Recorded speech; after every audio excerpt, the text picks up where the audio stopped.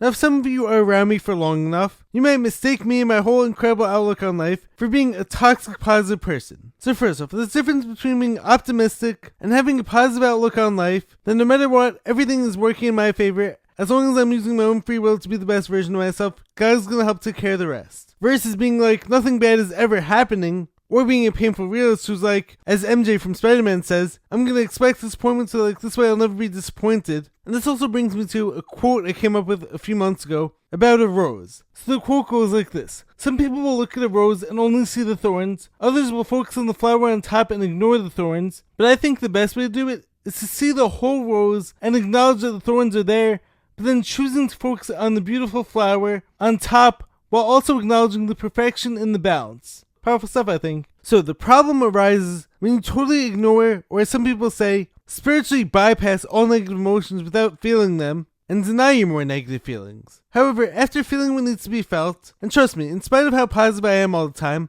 I have also experienced some negative emotions too throughout my life. I've dealt with anxiety, depression, etc. But after feeling everything like that I need to feel, I'm almost always able to reframe the situation and get back to focusing more on the positive. Because oftentimes, after feeling what needs to be felt, the good, the bad, and the ugly, if you can then flip it around and be like, it's all going to work in my favor, everything's going to be okay, no matter what I'm going through right now, it won't last forever, I'm going to try my best to focus on all the great things I have going for me, versus all the negative things, I think this is the best way to live. I think all of us should be delusional in believing in ourselves, and believing in our craziest dreams, because this is the best way to manifest all of our desires. So it's not about ignoring what's wrong, or negative and pushing it away, and shoving it aside and just being like, everything is magical, everything is all love and light. Because I definitely have seen people out there who are like this. You disgust me. Go on.